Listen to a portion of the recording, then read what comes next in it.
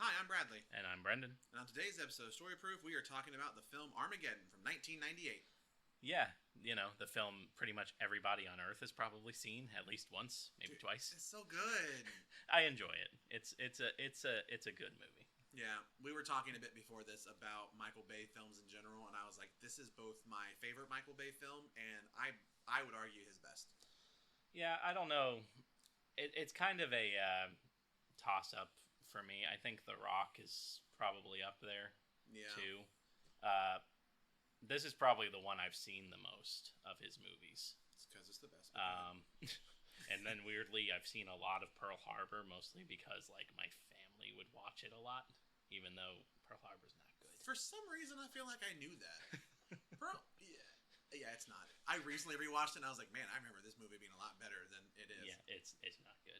I will never forget when the aircraft are coming out over that hangar and that dude looks up and goes, "Come on!" fires a shotgun in the air 4 times, then the planes fly over. I'm always like, bro, what were you aiming at? Yeah. But those shots are going to come down somewhere. Yeah. But we're not here to talk about Pearl Harbor. Maybe that'll be another time down the road. Cuba Gooding Jr. is the main character of Pearl Harbor. Fucking changed my mind. Yeah, we're here to talk about Armageddon. The big thing that I always get a kick out of with this one is sort of it's a part of that the twin plot phenomenon, the twin film phenomenon, where two films are made by different studios that have essentially the same plot. Like with DreamWorks, you had Ants, and then you had A Bug's Life in Pixar. Mm-hmm. With this one, you had Deep Impact, and you had Armageddon, and then it happens from time to time throughout. Yeah. Hollywood, and it's one of those fun little phenomenons I always think about. It is one of those things that it has happened enough that people have a name for it. It is not one of those, it's once, it's kind of often. Yeah.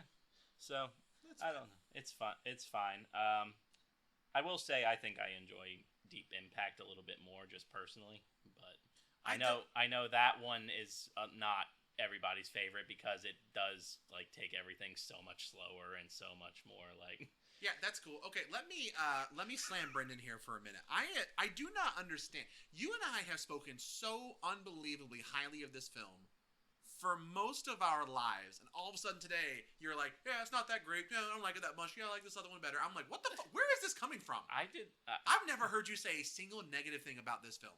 You have quoted this film to me. You're not much of a film quoter. I'm the film quoter. You have quoted this one to me. Multiple times. So many times. Literally yesterday. I do not dislike this film. Mm-hmm. I very much enjoy this film. I personally like Deep Impact a little bit more. You're wrong. It's okay if I am wrong in that scenario. This one has one of the greatest casts in the history of cinema. There is not a weak link among this fantastic group. It's not quite like a supercast movie, where I think of supercast, I always think of Valentine's Day, where it is every single person in every single story is some big hit actor. Yeah. There are a few members of their group that I'm like, I don't really know him from anything else.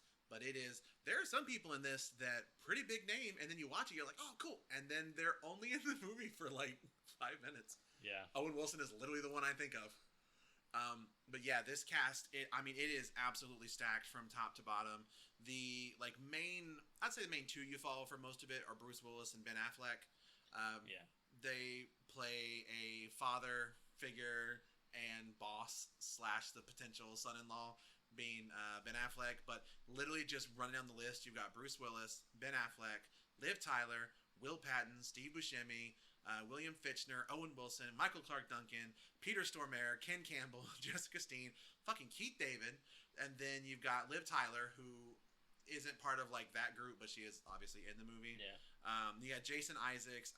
It is so many freaking people in this that every time I rewatch it, I'm like, oh my god, I forget some of the people that are in this movie. Did you say Billy Bob Thornton? I didn't hear you say Billy Bob Thornton. I might have missed him. Billy Bob Thornton. Which is ironic, because honestly, he's one of my favorite actors in this movie. Yeah. Yeah, it is. Dude, if you haven't seen this, dude, go fucking see it. Yeah, I have a feeling that there's not very many people who haven't seen this movie, or at least don't know this movie. I guess it depends on age too. Yeah, Because this came out in the late '90s. You know, I don't think I saw this until I was maybe in high school. really. I don't know if I ever saw this one in elementary school. Oh no. We watched this in school. Was the first time I watched this movie. No, this thing was on the TV like all the time at my family's house, at my grandmother's house. Like it was everywhere in my life growing up. Yeah. So I've seen it. Like I said, I've seen it a lot. I saw it pretty young. I'd say probably like 8, 9 years old, something like that. I have a sneaking suspicion, just knowing the household I grew up in, specifically with my stepdad. I imagine he'd be like, "Is there an action movie? Well, there's some science. Eat next." I just have a sneaking suspicion. As soon as he saw like a little terminal in like a NASA space center, he's like, "I'm out." Which is funny because like this movie would have been right up his alley. We have watched it a lot since. Yeah. I just don't remember growing up watching this one. But yeah, my mom hates it. Any movie where like one of the main characters dies, she's out. Titanic, hell no, fuck that. She'll never watch that movie again. That's what kills me is like musicals and operas. You got a lot of main characters die. She hates them. If I'm in a show, she's like, "Do you die in it?" And I remember in Ragtime, I was like, "No, I don't die in the show." And she's like, "Okay, cool." I died in the epilogue. She got so mad at me for that when she's like, "You said you didn't die," and I was like, "Hey, technically, I died after it." I said in the show. I did not die in the show. Yeah, and then Jekyll and Hyde, she was like, "Do you die?" I'm like, "Not only do I die, you see me get murdered on stage." And she was like, "Cool. Do I have to come see this show?" Yeah, she's not a fan of main character. Which I wasn't a main character in that one. I was a douchebag. No, I think that's more just she doesn't want to have to watch her child die. No, it's movies too. It's she wants sunshine, rainbows, unicorns, and everything. She wants Fair. Lego movies. She wants Lego. She wants every film to be.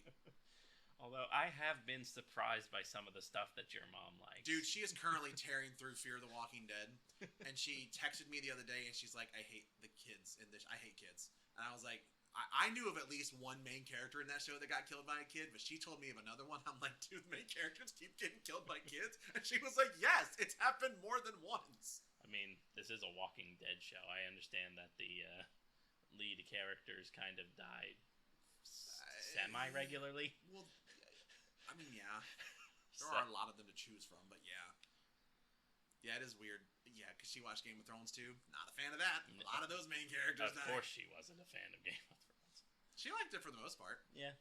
It is weird, the stuff that she enjoys and doesn't enjoy. But yeah, this movie, I feel like it's got a bit of everything for everyone. Yeah. It's got a lot of family stuff. It's got a love story. It's got action stuff. I just love the characters. There's a lot of this movie that really makes me think of Twister. Like, you've just got that big group of people, and they're all really unique personalities, the way they interact with each other. I'm like, this is what I'm here for. That's 100% accurate. Like, this is to a T kind of a Twister movie. Yeah. So, yeah, I'm here for it. And in the same way that Twister opens up with just a massive bit of destruction right off the bat,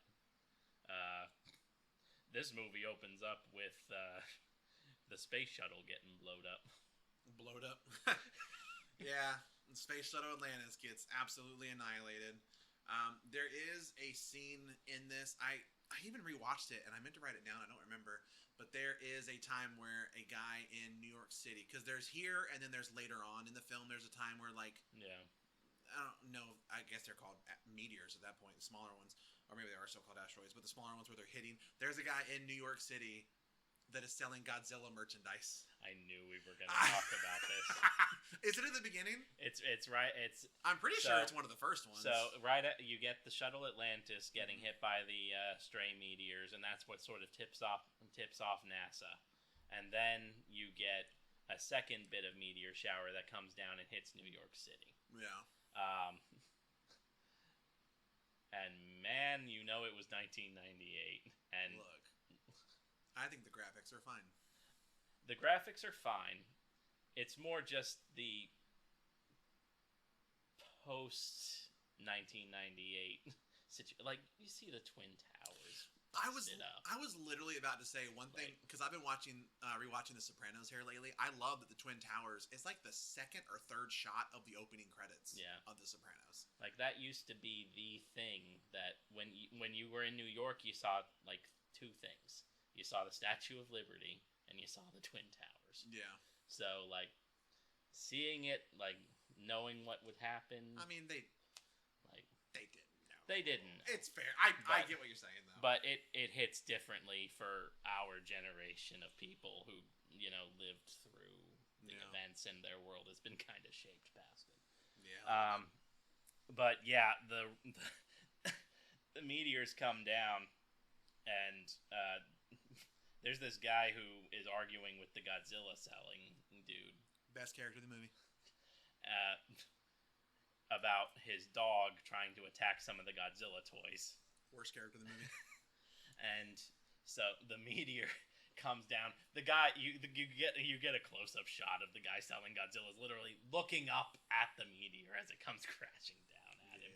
It is peak Michael Bay, and I love it. Yeah, I will say this is maybe like top 3 most Michael Bay films of all time. Yeah. Transformers. That is the most Michael Bay fucking thing ever. Yeah. And there are parts in this where you're like, this is a very Michael Bay part of this film. And I'm going to go ahead and let you guys know ahead of time. The plot for this movie, fairly simple. Yeah, it's a pretty paper thin plot. Yeah, there's a lot of great moments, a lot of great action moments. I think most of this movie is action set pieces and just character moments. Yeah, it's kind of weirdly split into like halves. Like you get all the character stuff in the first half. It's like pre-space and in space. Yeah. Yeah. So during the run up, like you see NASA doing all their calculations. You get your Michael Bay cameo in there as one of the guys throwing down the maps. Yeah. And then you get them running in and being like, we have 18 days until this massive object hits Earth. Yep. And it's like, cool, great. What are we gonna do? Yeah, they talk about launching missiles at it, not gonna work. They talk about other solutions. What they decide to do is they're like, we're gonna drill a hole into the asteroid, put a nuclear bomb in it, and detonate it so that the pieces are small enough that they either burn up in the atmosphere or we're gonna blow it up before it gets to a certain point so that the pieces are just gonna miss us altogether. Yeah. You know what? I'd buy it. Yeah. I mean, it's believable enough. Here in the real world, we've actually tested sending like a nuclear, like not a nuclear weapon, but we've rammed a satellite into an asteroid to see if we could change its path, and we did successfully. So, I didn't know that, but that's a very unsurprising thing to learn. Someone just in the fucking space section of the military with like a little joystick being like, all right, asteroid, get fucked. Nah, man, that was a full-on NASA thing. Damn it, NASA. NASA was just like, we're sending this probe up. It's going to study this asteroid for a little bit. And then we're gonna bumper car this bitch. Yeah, because they're doing exactly what they're shown in this movie doing, which is trying to figure out, if one of these things is going to come hit Earth, what can we potentially do? That's fair. So, they decide that they're going to have to blow it up. So, this is where we kind of meet Bruce Willis and his old gang. Yeah. They're a bunch of oil drillers out on an oil platform. Dude, they are the most, just dudes. They are just dudes. When you meet them, everyone is just such a fucking dude on the... Because, for the oil drillers, they are on the wells out in the ocean, so they're surrounded by each other all day, every day. You get so many relationship building things in, because this is a lot of really good character moments where you're learning about people just in the natural progression of, like, Liv Tyler later on says something about really you're gonna treat me like I'm a kid now, but like such and such, like a member of her crew, which I think was Steve Buscemi's character, like brought me tampons for my first period.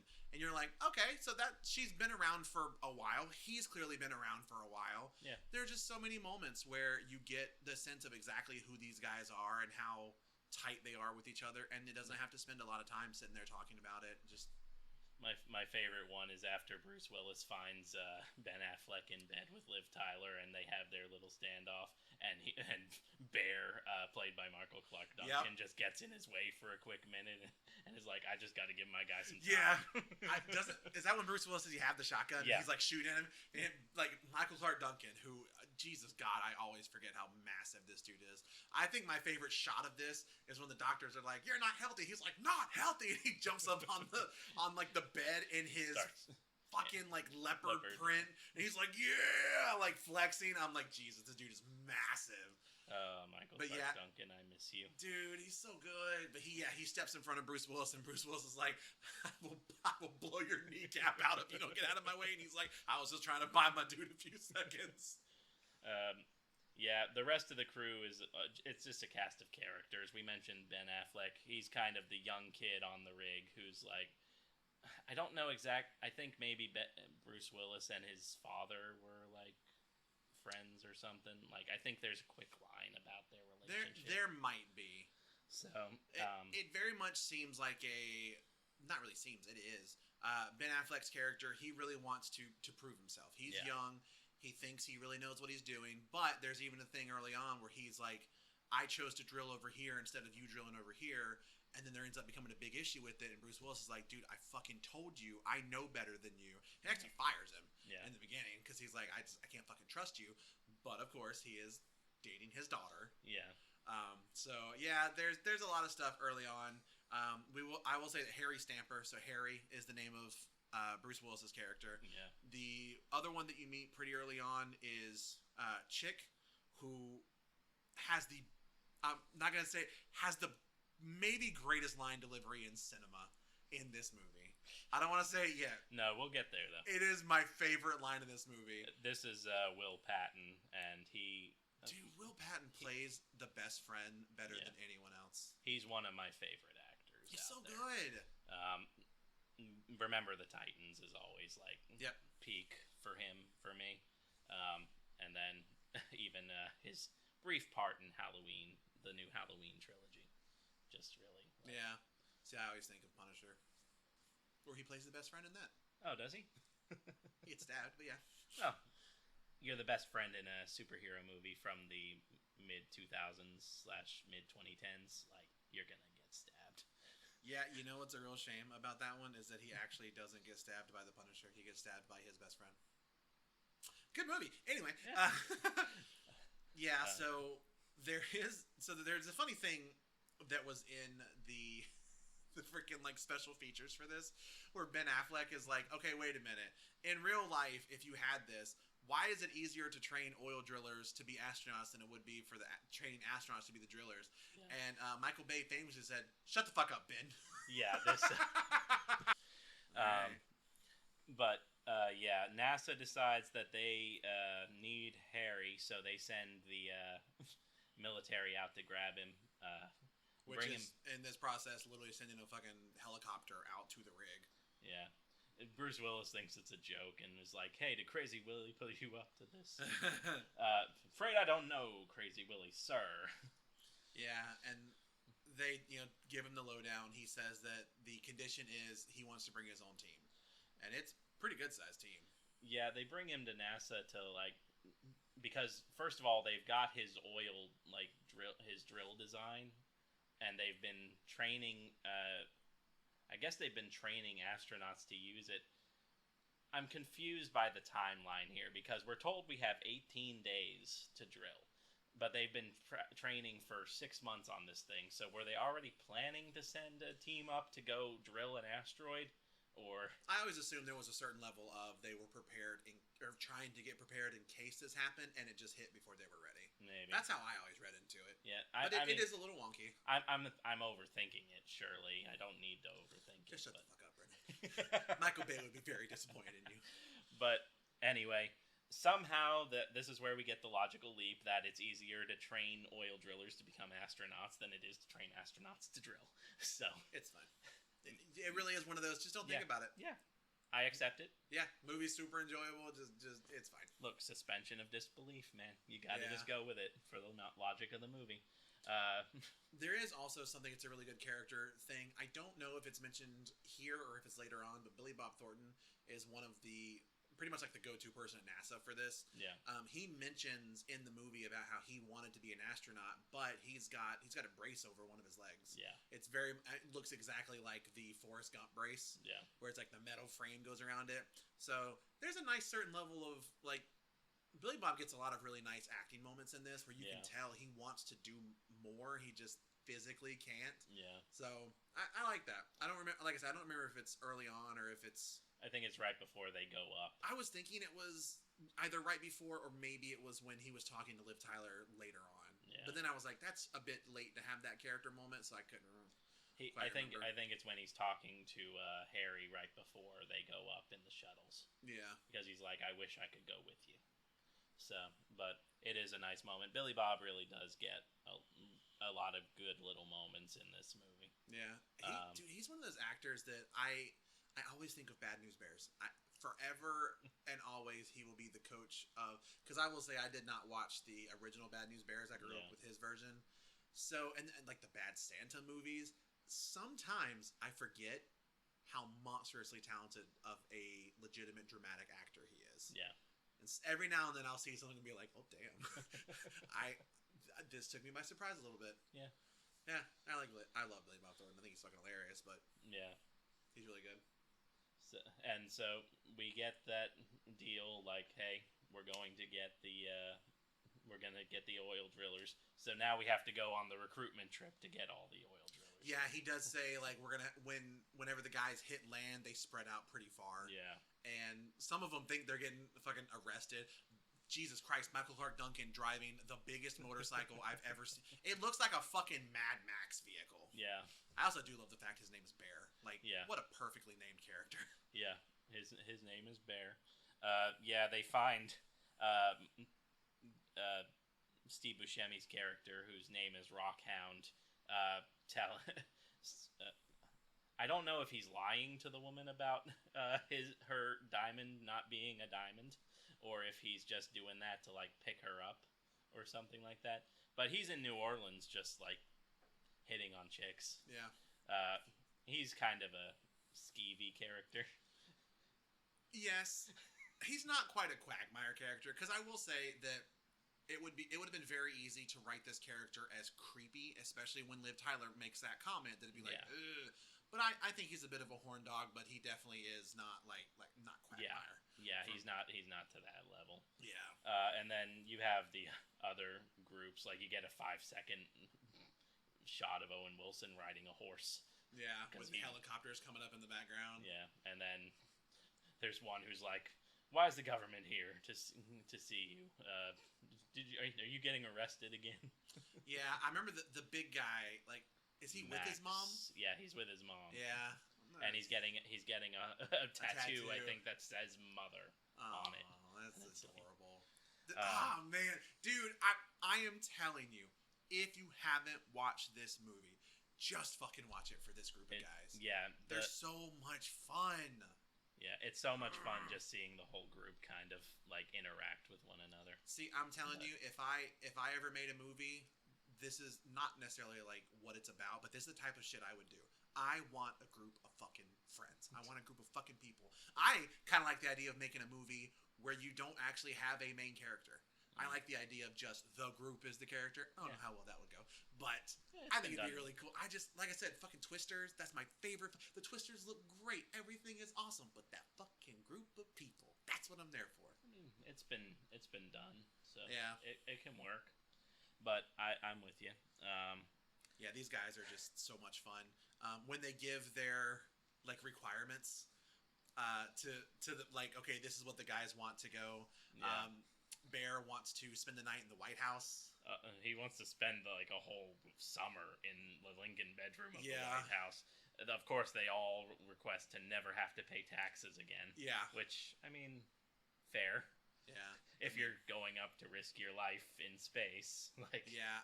One of them wants a woman to get her citizenship papers, no questions asked. I think one of them has like a lot of speeding tickets they want taken care of. Yeah. It is funny that like for the group of guys, I think it's maybe roughly like 10-ish guys. It is funny that beyond the taxes, only like 3 or 4 of them. I kind of thought they would go down the list of like, this guy wants this guy wants this. No, most of them are just like, no taxes, cool. Well, I'm sure the taxes thing was all of them. I'm pretty sure the JFK thing was also probably. Like, you guys couldn't really tell us who actually killed Kennedy, would you? And Billy Bob Thornton and Keith David just death glaring. Yeah, that one feels like a Harry moment. Yeah, I feel like that was one that he wanted. But yeah, they go through all their like physical tests and everything else. This is where Bear gets up on the table and is like, "Hey, I'm physically fit and everything else." Yeah, I remember when we did Space Cowboys, there was a big thing about if your guys don't pass the physicals, they can't go. This one, some of them are like, some of these guys are in such bad shape, I don't know how they're walking. And Harry's like, It's just like, fuck it, it's fine. Yeah, they literally ask the doctor, like, can they survive the trip into space? Sir, I don't know how they survived the test. just to further bring you on to the idea that, like, these guys have no business doing this. Yeah, I mean, most of them are in fairly good shape. I mean, Steve Buscemi has always weighed 12 pounds. He's always been tiny. The guy with the mom. The guy with the mom. That sounds weird. Max. He's kind of heavy-set guy. Yeah. Pretty much everyone else. I mean, my God, if they get in trouble, Michael Clark Duncan can just pick up the shuttle and carry it with him. Well, a lot of it was also the mental test. Oh, my God. Yeah, what are you testing me? I'm going to test you.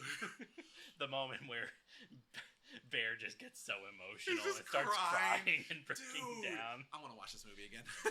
It's so good. Michael Clark Duncan, man. There is, I do like when Steve Buscemi is talking that he talks about how unbelievably intelligent he is. Yeah. I'm like, that's kind of cool. I don't know why I like that little character beat for him. Maybe because he is the smallest one of the group. Yeah. But I do really like that. But yeah, there's just like a big. When I say training montage, pretty much exactly what you think. It doesn't have like, I'm gonna do a montage. It's not like that level. Yeah. But it is just a lot of scenes of them just going through all the different training. Yeah, they get thrown into like a zero gravity chamber where they. Piss off Watts, and she threatens to kick one of them in the balls. Yeah. They go into the vomit comet and all that stuff, and I think it's AJ who's like, "This might be a bad time to tell you guys, but I have a little bit of a fear of flying." Oh shit! We probably should have mentioned that AJ got fired, but then when they were told what was at stake, I think Chick was the one who's like. The kid knows what he's doing. We need him. Yeah. I think he's the one who convinces Harry to bring him back. Yeah, I think Chick's the one who does convince him because like we need AJ for this thing. He's the he's like the best we got or something like that. Yeah. AJ. Sorry, go ahead. AJ somehow has started his own drilling business in like the week or two that. All of this time has passed, which is a little like... He's got like one little well in the middle of a field. Like it is the saddest. It's fine. And AJ's like sitting there begging Harry for an apology for trying to shoot him and firing him and all that stuff because he's like, hey, you need me? Great. I need an apology first. Bruce Willis gets a great line about how there's no job on Earth that I would want to bring you in for. And I just counted them up. I think there are 9 or 10 of them, and then they go up with the astronauts. Yeah. So all in all, roughly 12 people, I think. Yeah, there's about. I mean, they do pick up the Russian as well. There's about like 12 to 14 per shuttle, I would say. No, that's way too high a number. I literally just counted them up. I've got 9 guys in the group. So, okay, you've got Chick Harry, Rockhound Oscar, Bear, Freddy, Max, AJ. And then you've got Willie Sharp, the pilot. Yeah. And then I think they go up with like 1 or 2 other... You get Sharp and Watts, and then you get the 2 guys that are piloting the other shuttle. Yeah, about 12 total. So there's about 6 per shuttle. Yeah. I think I got confused on what I was saying there. You were like, 12 per shuttle. By the way, there's a whole second cast of this movie we haven't talked about yet. There is a really nice moment. I mean, there are a lot of nice moments with Ben Affleck and Liv Tyler. It is clear that they're a lovey-dovey couple. Yeah. Liv Tyler's dad is, of course, Steven Tyler, and the song "I Don't Want to Miss a Thing" was written for this movie. Yeah. Congratulations with that information. Which, I guess, I don't know. I might have my wires crossed on this, but I feel like I remember reading that Aerosmith wasn't a super popular band during their early days in the 70s and stuff like that. But then this kind of re-inspired interest in their group. Maybe once Aerosmith did. I don't know. I've been listening to Aerosmith forever. Don't know a whole lot about the history of them, but I'm not gonna lie, that would not surprise me. Yeah. Because I feel like when a lot of people talk about Aerosmith, that is the song of theirs that they know. Yeah. So I could see that. That could just be one of those internet things that's Apocryphal. Not actually true or apocryphal, and yeah, exactly. But yeah, they do this weird flirting over an animal cracker I didn't even want to thing. talk about that. That one's pretty cringy. It's cringy. It's sort of cute, but no, and it's too long. Yeah, it's way too long, but it's that last character moment that AJ gets before they set off into space. It's a part of that little one of the last. Singing the song, I think, is the last. Yeah. I do also want to say whenever they're doing all the training, and then Harry's like, they need a night out before they leave. Dude, yeah. Of course they go to a bar. Of course they get in fucking trouble. Of course they're getting fucking arrested. And I think even Steve Buscemi is the one who's like, you can't arrest me. I'm going to space. I'm an astronaut. I'm gonna have the FBI on you. I'm gonna have the CIA on you. And then the women they were talking to were walking by like, bye. He's like, no, baby, wait, come back. Yeah. Yeah, because then I think that's when Liv Tyler and Ben Affleck are having their last moment that night. Chick, so Paxton, Will Patton. I was like Paxton. He has. I'm not quite sure if it's. I saw online it said ex-wife. I couldn't tell if it was ex-wife or just estranged wife, maybe. Yeah, I don't know. It's not really clear. Yeah, I don't think they definitively state ex-wife, but it is very clear that things have not been great between them for a while. I mean, to be fair, he's gone all the time. He is the only person on that rig that we definitively know of having a significant other. Yeah. Other than Ben Affleck and Liv Tyler. Yeah. And he's taking shotgun blast to keep this one going. So so that is interesting. He goes and apologizes to her. He sees his son, and I think really most of that's it before the last little that's literal song and dance before they leave. Yeah, that's kind of the last. You get the moment with the Animal Cracker documentary. Okay. That's what it is. That is a good way to talk about it. He's doing the Richard Attenborough type voice and stuff like He's that. doing something. It's Liv Tyler.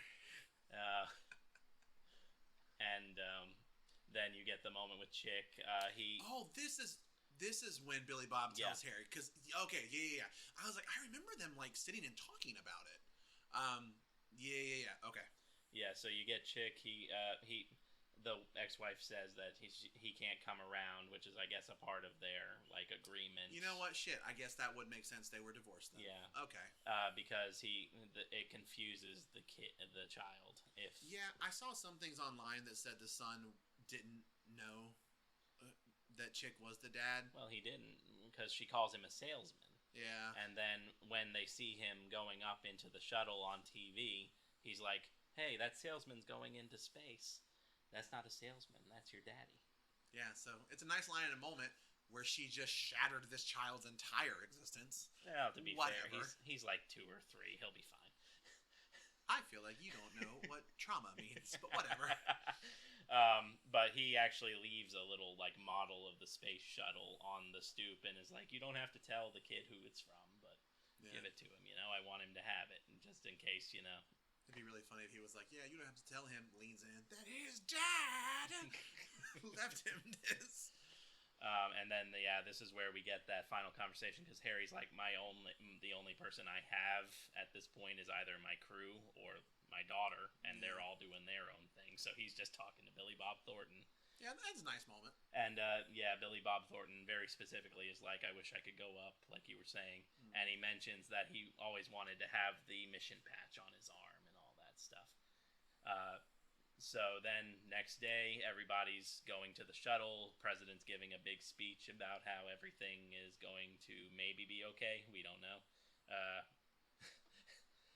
And they get loaded up onto the shuttles. Bro, how you not going to talk about John Denver? That's like the cutest moment in the whole fucking movie. They're all going up to the shuttles, and Liv Tyler's there, and he starts singing the Leaving on a Jet Plane, which I definitely cannot sing any of because we'll get copyrighted. It's so hard. But it's a nice thing where, like, he starts singing it. It's really bad, but it's kind of cute. Fucking Michael Clark Duncan starts singing it 95 octaves lower. Yeah. Steve Buscemi starts singing it. Max is, like, vocalizing in the background. It's very, very sweet moment. Yeah, like, it becomes this nice little a cappella sort of situation going on. I'm not sure which one is doing like the sort of jazzy, higher pitched one. Is it Max? Yeah. And Buscemi's doing the little bum bum bum of it. So yeah, it's very cute. I do really enjoy that moment, even though Ben Affleck just horrible bless him. Jesus. But yeah, they're on the shuttles and they're taking off.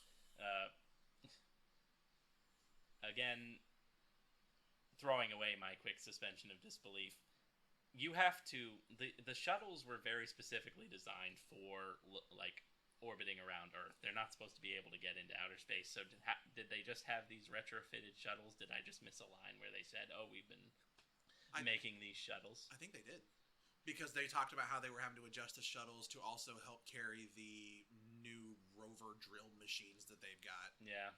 There's that one scene where they're in the hangar with the fucking football field of spiky things, and they're like, this is weird. I think there's a line in there about how they're having their shuttles retrofitted.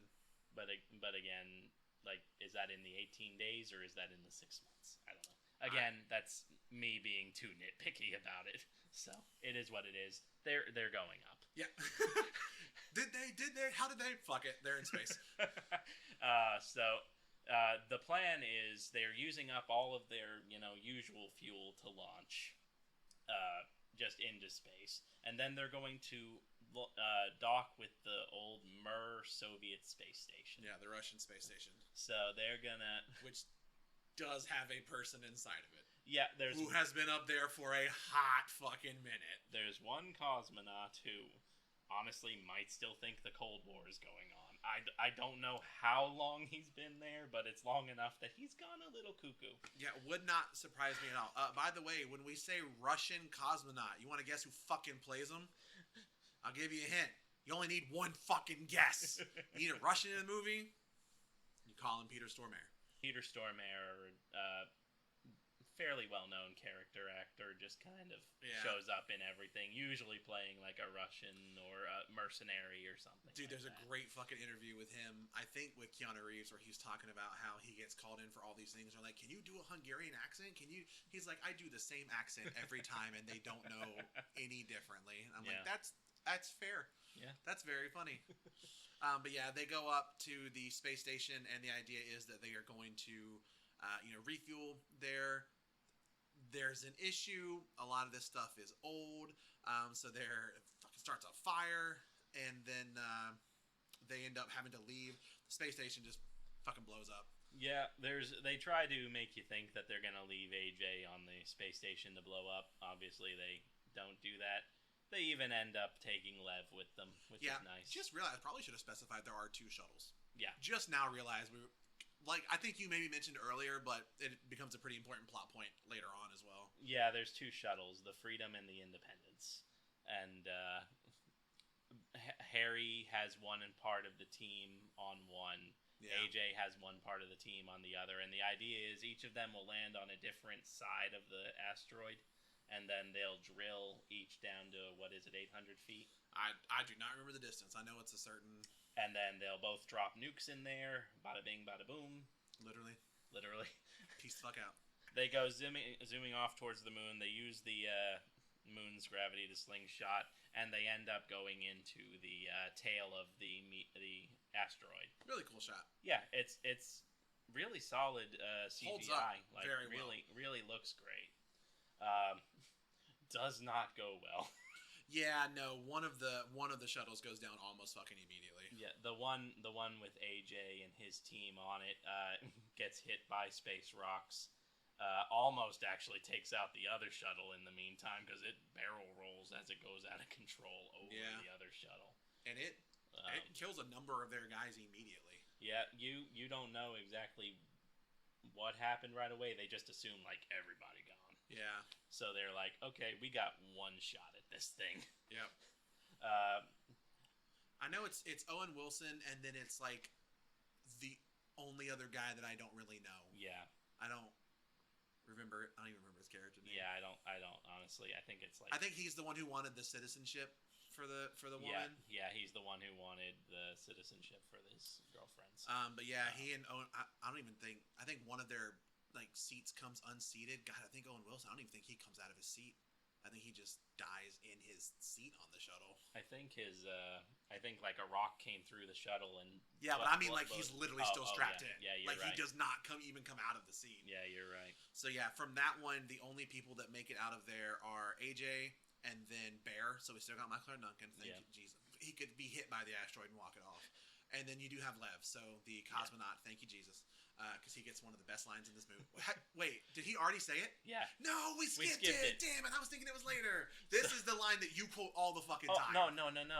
He hasn't said it yet. I was thinking it was later. No, it was later. You're right. You're right. We haven't got there yet. Because there's one line you love, and there's one. I mean, I like both of them. It's my favorite line from this movie. Yeah. But yeah, we'll get there. So. The other shuttle's having its own problems because they completely miss their projected landing site. By like 20-something miles. Yeah. By a lot. So they end up setting down, and it happens to be, as Rockhound so eloquently points out, just a big sheet of iron just on the surface of the rock. There's a...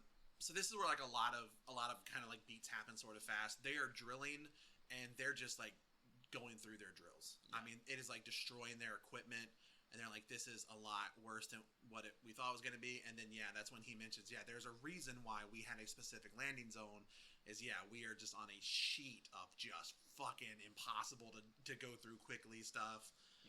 I will say that the vehicles that they're using to drill, I love how advanced it looks, but it is literally like a big doom buggy with a rod. Like, it is the most simple, but it doesn't have to be something fun. It doesn't have to look like something out of Star Wars. It's fine. I love that they're called armadillos. Dude, it's such a good name for them, though. Like, somehow you look at it, you're just like, that's the right name for sense. that. Yeah. So they're going through drill bit after drill bit. After a few hours, Sharp, who's played by William Fichtner, comes to Bruce Willis and is like, you've been drilling for like 4 hours or something like that. You were supposed to be at like 400 feet at this point. How far are we? We're at 57 feet because you landed us on the sheet of iron. And so everybody starts like panicking, arguing, getting into a lot of stuff. Meanwhile, AJ and Lev and Bear are driving their armadillo and just having arguments. Yeah, it's just kind of funny stuff where they're just trying to get to where the other shuttle is. Yeah, so they're, even though their shuttle is down, they do still have their armadillo. Yeah, the armadillo survived. That is going to be a very important plot point here in 2 minutes.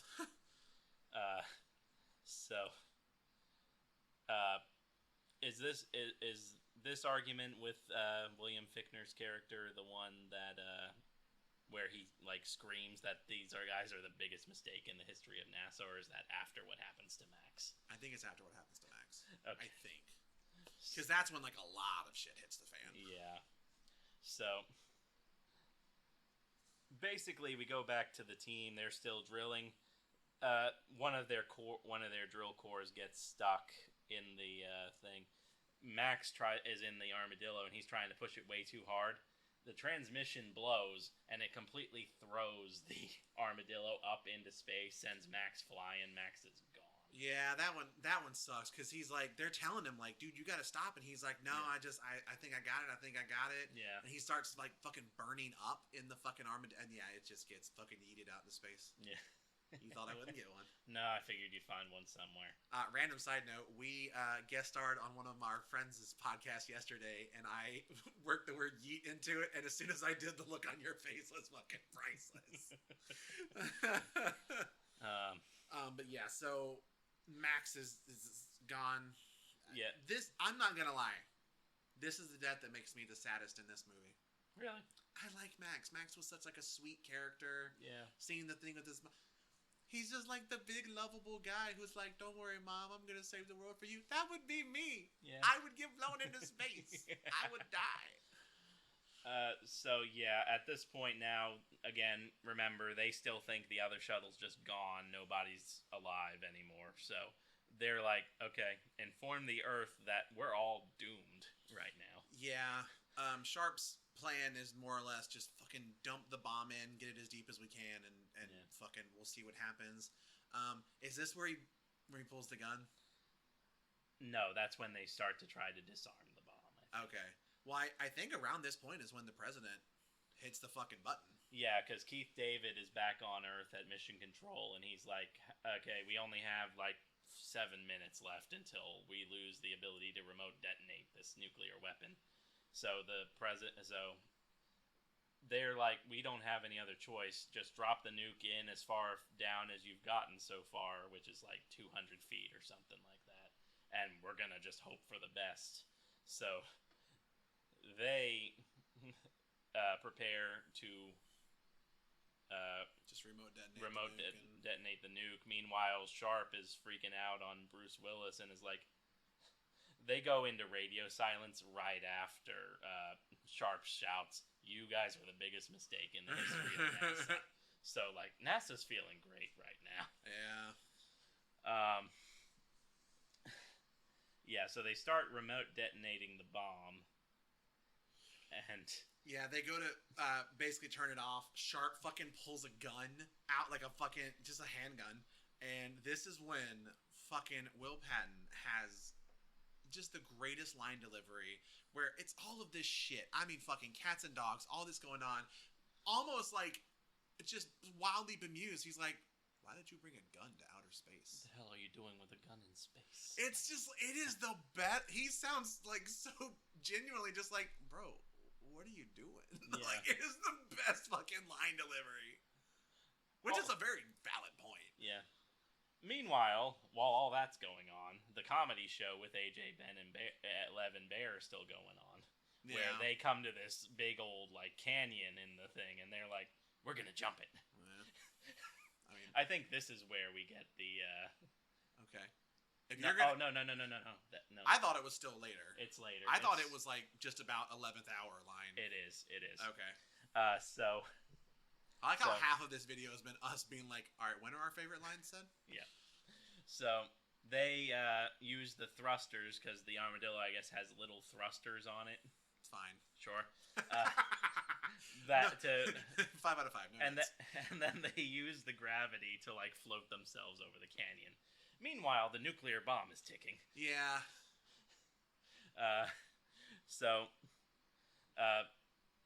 Bruce Willis and William Fichtner have a little squabble about it. Finally, it ends up with the bomb's down to less than a minute, and they're having this heart-to-heart about how you swear on my daughter's life, on your daughter's life, that you can get to that drill point. And everything. He has a pretty dramatic moment about, like, I have never not made, not a job. I've never not made a depth when I said I was going to make a depth. It's basically like, fuck you, I am Harry Stamper, I got this. Yeah. Which, that's fair. So, there is also a thing, I don't quite remember if it's before this or if it's after this, that Steve Buscemi gets, there's actually a name for it that's like moon sickness or something, where people go up into space and just kind of go cuckoo. Yeah, he called it space dementia. In the movie. And there's a fucking mounted machine gun that he is controlling. You're like, okay. Yeah, wait. Is it on the armadillo? So now at some point, when all hope is lost, they show up with I think it might be a little later. This is one of those things where it's like a small thing, but I don't quite remember when it happens. So after they jump the thing, they have one of their first arguments about the nuke, and as they're getting ready to drop the nuke, suddenly the armadillo appears over Very the hill. triumphant moment. Yeah, and they're like, okay, now we have the chance. But Sharp is still going along with the flow, and he's gonna be like, okay, we can't stop the bomb. We just got to drop it. And that's when you get the big, like, you swear on your daughter's life that you can make it, and Bruce Willis gets that. I have never missed a depth that I have set out to drill, and I won't miss this one. Yeah. So. And honestly, after that, I mean, Steve Buscemi goes a little crazy. They strap him down. Yeah, he gets his Slim Pickens moment in there where he wants to feel the power between his legs because he literally does the Slim Pickens thing from Doctor Strangelove where he just pretends he's got the cowboy hat and like he sits on top of the nuclear warhead, which sure. Yeah, but so they're drilling. They're getting really close. What happens, very unfortunately, which sucks because it results in probably the saddest death of the movie, is there's a rock storm that comes out of nowhere and it kills one of the other astronauts that was with them. When I was reading through this, it's like Gruber, and I'm like, who the fuck is Gruber? And then I looked at the movie, I'm like, oh shit, he's just one of the astronauts. Yeah. Doesn't really do a lot up to this point. But it damages the detonator for the bomb. Yeah. So it can still be detonated, but it's got to be a manual detonation. Yeah, you can't just remote detonate it once the ship is gone. They meet the 800 feet depth after AJ shows up. AJ has this moment where with Bruce Willis where Bruce Willis is like, you sure that you can make this depth because this is how we lost Max on the first one. Yeah. And he's like, you just gotta trust me, Harry. I can do this. Trust me. Yeah, they've sort of talked a little bit before about how it's not always just scans and science. Sometimes it's like feeling it out. Like there's a certain level of intuition for it. What got Max in trouble is he had a gas pocket, and that's what blew him off into space. Yeah. So they're like, you can't do it again. So AJ takes over. They make it. But then, they can't do remote detonations. Someone's got to stay behind. They draw straws. They draw straws. And this is where Steve Buscemi is like, hey, guys, I know I was crazy a few minutes ago, but I promise I'm good now. Yeah, because pretty much Buscemi's character this entire time has just been, like, expecting to die on this thing. So he took out a huge loan from a loan shark the night before. Oh, God, I forgot about that. And he's like, yeah, I don't plan on ever paying this back, so I'm going to... Fucking AJ is the one who drew the short straw. Of course. Gotta be the youngest guy. Yeah. The one that has the most to live for at this point. Like, he's got the future wife back home. Womp womp. So Bruce Willis is like, I'm gonna take him down. Yeah, I mean, honestly, watching this for the first time, it'd be a fair thought. Like, maybe he's actually gonna. No, of course he's not gonna fucking. No, of course Bruce Willis is gonna. Bruce Willis literally takes the oxygen. Yeah, fucking pulls his airline and pushes him back into the little elevator. Rips off his arm patch and is like, "Give this to Truman. Make sure Truman gets that." And that's Billy Bob Thornton's character is Truman. And he says, "Take care of my daughter." Yeah. And then so Bruce Willis is gonna sit there and sacrifice himself. This is where they start going through the really quick power up thing. Nothing's happening, and then Lev's the cosmonaut, by the way. Yeah, Lev. Like we've said cosmonaut enough. I'm like, I want to make sure people know that is who that is. Lev the cosmonaut is like arguing with Watts about like how the components are all fried and everything else, and this is my favorite moment. Yeah. Lev just grabs like a wrench or something, starts beating the panel on the thing that doesn't work, and it's like American components, Russian components, all made in Taiwan. And he is fucking. It's like one of the wrenches, like you would kill someone with it. It is huge, and sure as shit, of course it works. And he's like, "Finally, we can go home." Oh man, I want another movie of just Lev. He's so fucking funny. I'd watch it. I would watch it too. So the shuttle's able to peace out, but like we're right on the money. Like we're like 15 seconds away from the deadline of where like if they blow it up, it won't impact Earth. Yeah, I looked earlier. They call it zero barrier. Yeah, I knew there was a name for it. I probably should have written it down the first time, but couldn't remember what it was.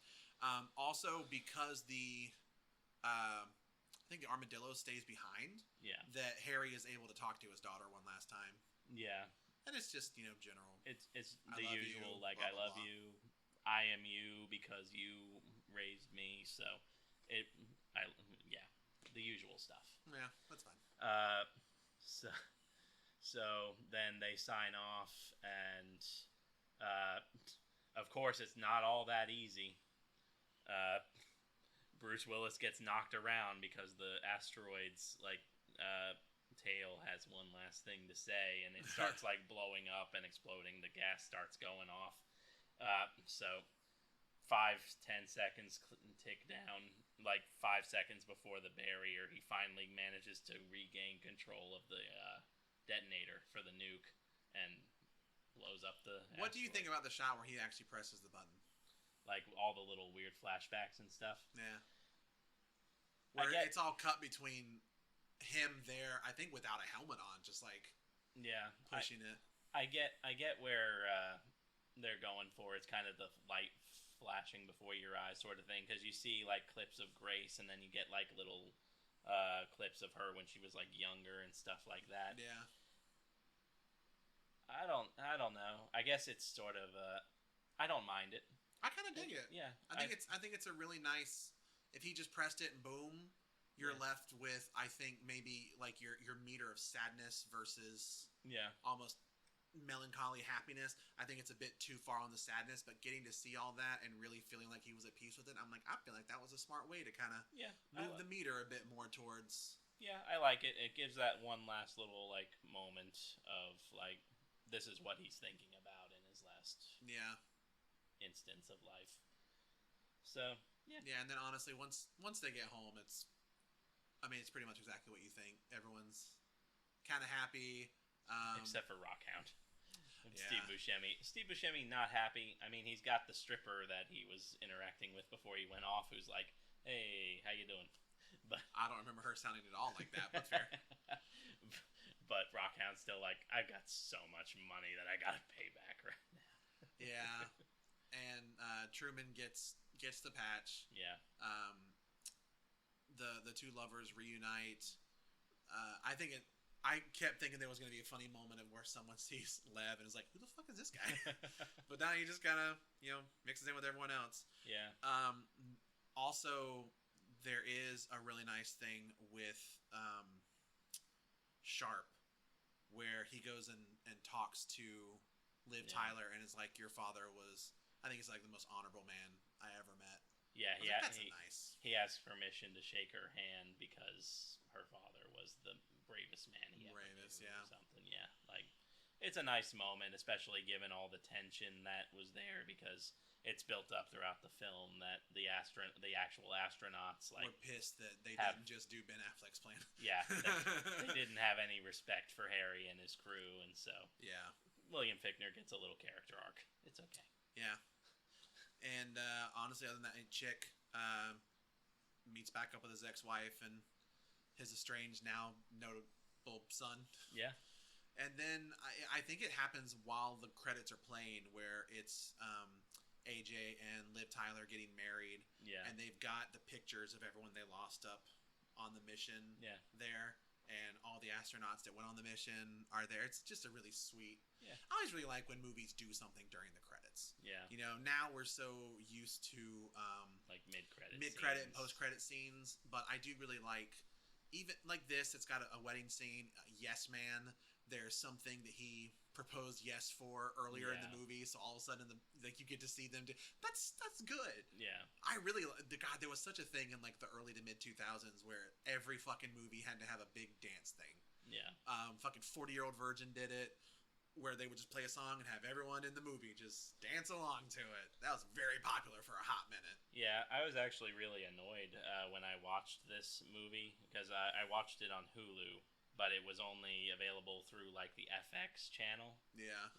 Being played through FX, you were watching it on FX. Yeah. So you know how TV tends to do nowadays, where they do the quick credits and everything else at the end of movies. I don't watch TV like that. So I haven't watched a TV channel in probably 10 years.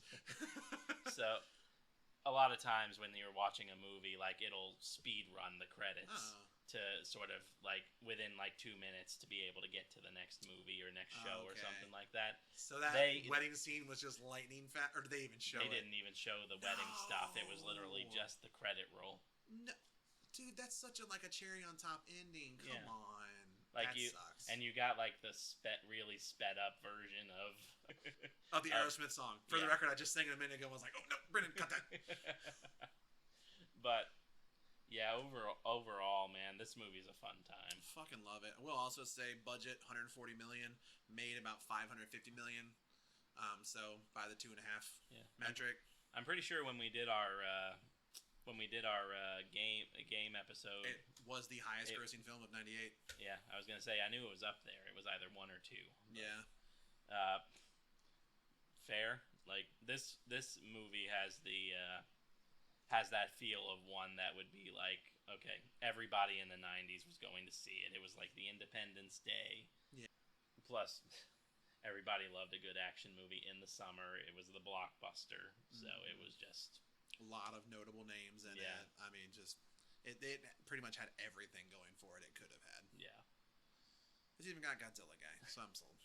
In New York, fuck yeah. Which I can never remember. Was the Godzilla movie also 1998? The Matthew Broderick one? Give me just a second. I was thinking it was I believe it was. I was thinking it was 99, but let me see real fast. 98? Son of a bitch. I was thinking it was the next year. What was the date on it? Like, what date did it release? Oh my god. Hold on. May 18th. So they weren't quite going up against each other at the box office, but it's just so funny. Like, May is about that time where blockbusters always have been released for the summer rush and everything else. Yeah. That's why so many, like, comic book movies get released from, like, May to July and stuff like that. Yeah. But, that's so funny. Yeah, Godzilla had a very similar budget, like 200+ million less in box office. I wonder why they chose to put the Godzilla salesman guy in there. Was it just like what was the thought process behind that? I wonder. Like, it could have been anything, but why specifically Godzilla? Because everyone loves Godzilla. I don't know.